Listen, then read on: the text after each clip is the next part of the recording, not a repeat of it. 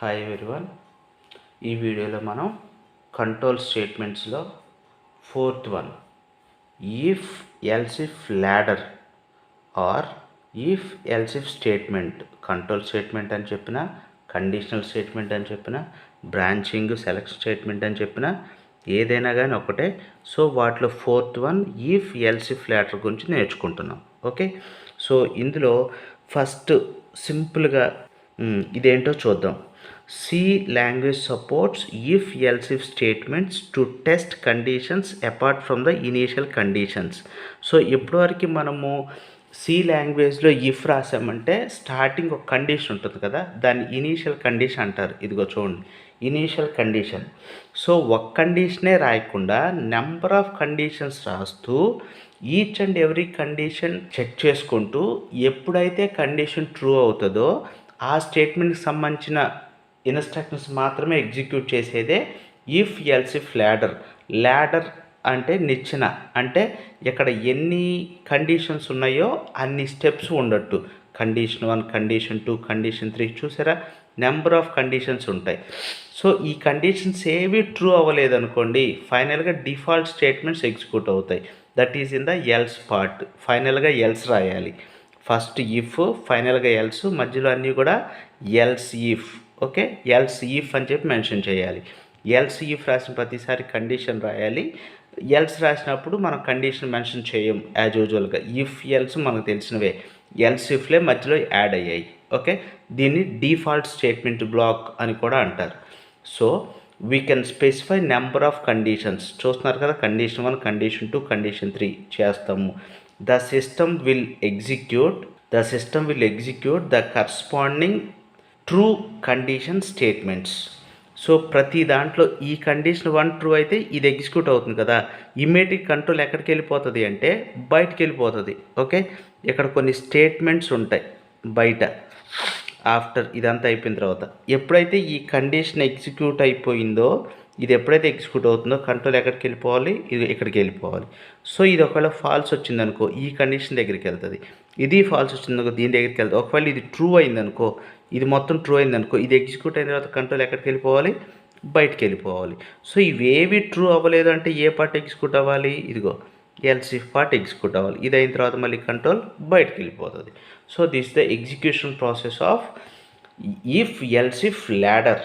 Okay, we can specify the else part as default statement. ఇవేవి true అవనప్పుడు ఇది execute అయిపోతుంది.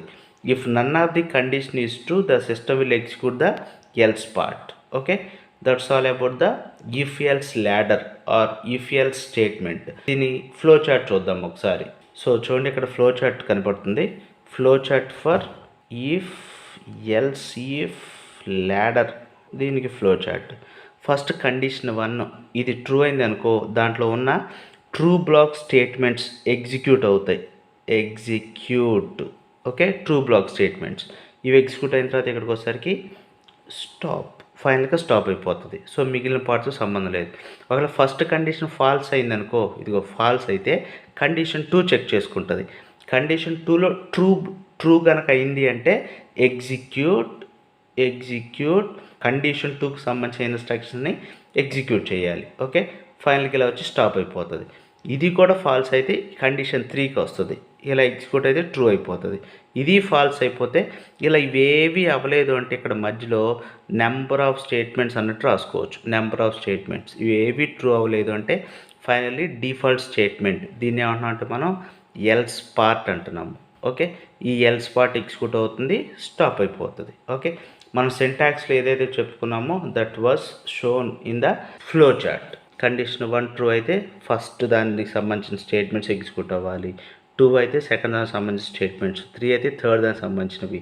ఇలా ఒక 10 ఉన్నాయి అనుకోండి, ఇవి ఏవి ట్రూ అవ్వలేదు అనుకోండి, ఫైనల్లీ ఎల్స్ పార్ట్ ఎగ్జిక్యూట్ అవుతుంది. Okay guys, so this is about the flow chart of the if else if ladder statement. దీంట్లో మనం ఒక ఎగ్జాంపుల్ చూద్దాము. Write a C program to test whether a number entered is positive, negative or equal to 0.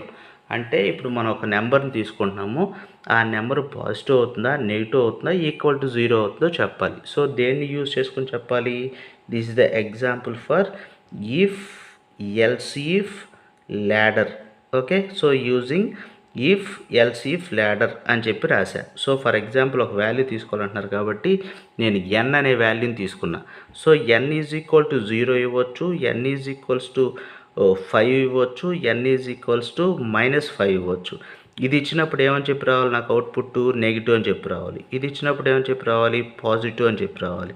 ఇది ఇచ్చినప్పుడు ఏమని చెప్పి రావాలి, equal to 0 అని చెప్పి ప్రింట్ అవ్వాలి. సో ఈ రెండింటికి కండిషన్ ఏమని చెప్పు రాయొచ్చు అంటే, given number n greater than 0 అనుకో.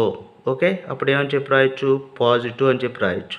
దీనికి ఎల్స్ పార్ట్ అంటే ఏంటి, ఎన్ లెస్ దాన్ 0 అయినట్టేగా. ఓకే, ఎక్కడి నుంచి ఎక్కడికి వచ్చామంటే ఇది ఎల్స్ పార్ట్, ఇదేమో యాక్చువల్ ఇఫ్, ఇది ఎల్స్ పార్ట్. ఇక్కడ కండిషన్ రాయము.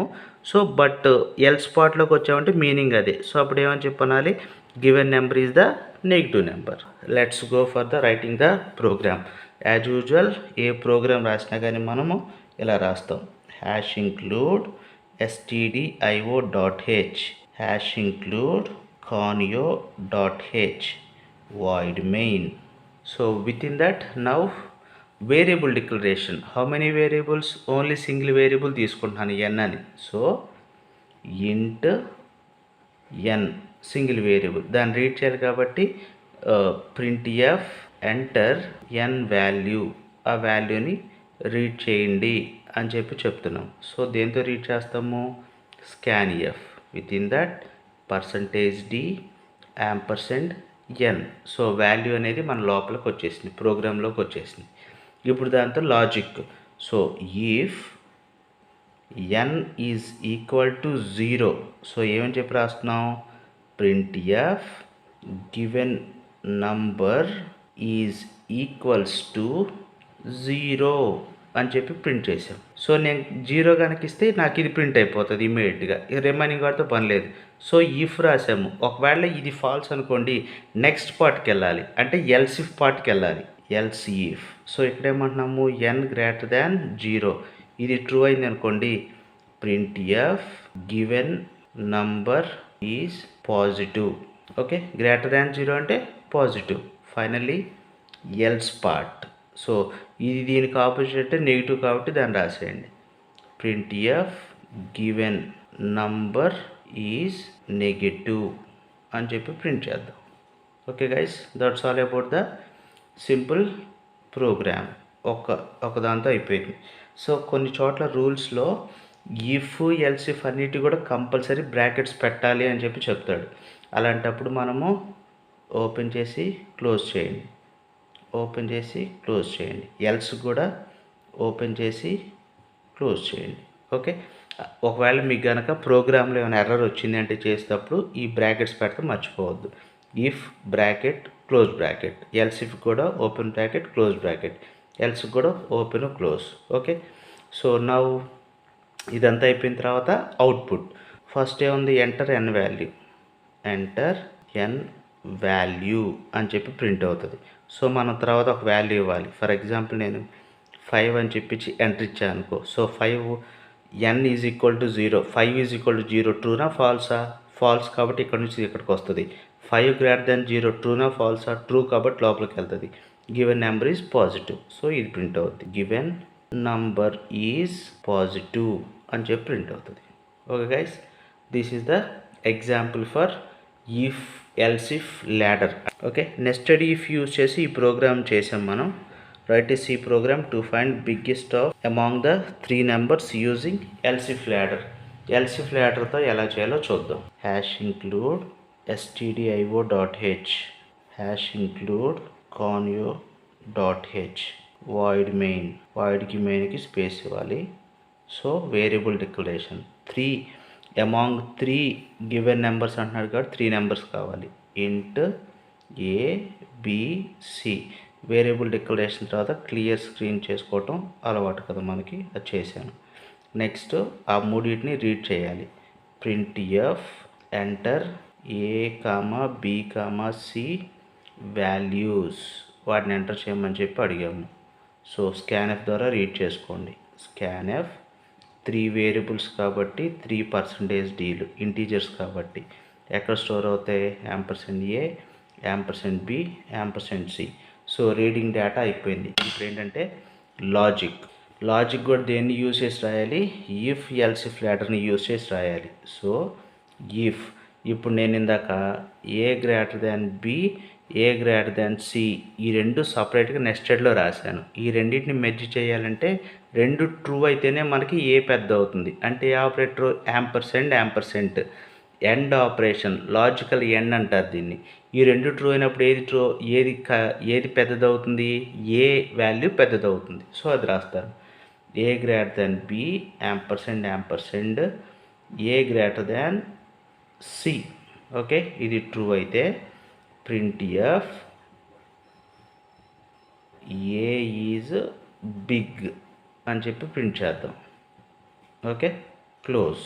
ఇప్పుడు ఇది కాదు అంటే ఈ రెండిట్లో ఏదో ఒకటి వైలేట్ అయినా కానీ బయటకు వెళ్ళిపోతుంది. So next else if statement, else if. So రెండిట్లో ఏదో ఒకటి ఫాల్స్ అయినా బయటకు వెళ్ళిపోతుంది. అక్కడ నేను బి గ్రేటర్ దాన్ సి అనేది చెక్ చేసుకుంటాను. సో ఇప్పుడు ఇక్కడ ఏ ఈజ్ బిగ్ అయిపోయింది. నెక్స్ట్ బి సి కన్నా పెద్ద అయింది అంటే ఆటోమేటిక్గా బి ఈజ్ బిగ్ అవుతుంది. So print f b is big. Finally else part. Okay, ఇవి రెండు ఫాల్స్ అయినాయి అనుకోండి, ఈ కండిషన్ రెండు ఫాల్స్ అయ్యాయి అనుకోండి, మిగిలిపోయింది సి. కాబట్టి print f c is big. అది దేంట్లో రాస్తున్నాం? డిఫాల్ట్ బ్లాక్ కింద మనం రాస్తాము. Else print f c is big. Okay, దీంట్లో ఎల్స్ పార్ట్ క్లోజ్ అయిపోతుంది. ఫైనల్గా ఇదిగో ఈ ప్రోగ్రామ్ క్లోజ్ చేయాలి. దానికంటే ముందు గెట్ సిహెచ్. ఓకే, అవుట్పుట్ స్క్రీన్ అలాగే ఉండాలి అంటే గెట్ సిహెచ్ రాయాలి. This is the program, this is the logic using else if ladder. So output check చేసుకుందాం. అవుట్పుట్లో ఏమొస్తుంది? First enter a b c values. Enter a b c values అని చెప్పి ప్రింట్ అవుతుంది. ఫర్ ఎగ్జాంపుల్ నేను 20, 30, 40 ఇలాగిచ్చా అనుకుందాం. వీటిలో మనకు అర్థమైపోద్ది ఏది పెద్దని, సి పెద్దని. సో అవుట్పుట్లో రాసేయచ్చు సి ఈజ్ బిగ్, ఇది మనకు తెలుసు కాబట్టి. సో కానీ ఎలా వస్తుంది ఈ ఆన్సరు అనేది ఒకసారి ఎనలైజ్ చేద్దాం మనకున్న కండిషన్ బేస్ చేసుకొని. ఫస్ట్ ఇక్కడ చూడండి, ఏ greater than B condition. A greater than b ampersand a greater than C. ఏ అంటే ఎంత? 20 greater than 30 ampersand 20 greater than 40. ఇది ఫాల్స్ అయింది, ఇది ఫాల్స్ అయింది. టోటల్గా ఎక్స్ప్రెషన్ మొత్తం మనకి ఏమిస్తుంది? ఫాల్స్ అని చెప్పిస్తుంది. ఎప్పుడైతే ఇది ఫాల్స్ అయిందో నెక్స్ట్ ఇఫ్ ఎల్స్కి వెళ్తుంది. ఇక్కడ B greater than C check చేయాలి. B greater than C. So B value 30, C value 40. ఇక్కడ కూడా మనకి ఫాల్స్ అని చెప్పి రిటర్న్ అవుతుంది. ఎప్పుడైతే ఫాల్స్ అయిందో ఎల్స్ నెక్స్ట్ పార్ట్కి వెళ్తుంది. ఇక్కడ ఎల్స్ ఉంది, అక్కడ ఏం చూడండి print f c is big. So c is big అని చెప్పి ప్రింట్ చేస్తుంది. మనకు అబ్జర్వ్ చేయండి, మనకున్న వాటిలో మనం తీసుకున్న వాటిలో సిఏ బిగ్ కాబట్టి this logic is enough for to find out the biggest number among the 3 given numbers. Okay, చేయడానికి యూజ్ అవుతుంది. ఫర్ ఎగ్జాంపుల్ నేను డేటా ఇలా కాకుండా ఇలా తీసుకున్నా 40, 30, 20 ఇలా తీసుకున్నా. Let's check 40. ఇక్కడ చూడండి 40 greater than 30, 40 greater than 20. So ఈ కండిషన్ ట్రూ కాబట్టి ఏమని చెప్పి ఉంటుంది? ఏ ఈజ్ బిగ్ అంటుంది. ఏ అంటే ఇదే కదా, అది బిగ్ అవుతుంది. ఒకవేళ డేటా నేను ఇంకో విధంగా తీసుకుందాం, అంటే మధ్యలో పెద్ద వస్తుంది తీసుకున్నాను అనుకోండి 20, 40, 30. A is equal to B is equal to C is equal to ఇలా తీసుకున్నాను. సో కండిషన్స్ ఇక్కడ చూడండి 20 గ్రేటర్ దాన్ 40 కండిషన్ ఫాల్స్ కాబట్టి ఇక్కడికి వెళ్దాం, ఇక్కడికి వస్తుంది. B greater than C 40 greater than 30 true కాబట్టి B is big. B is big, yes exactly బిఏ మనకి big. So this is the logic to find out the biggest among the 3 numbers using the else if ladder. దాంతో చేసినప్పుడు ఇంత ఈజీగా ప్రోగ్రామ్ని మనము execute చేయొచ్చు. Thanks for watching.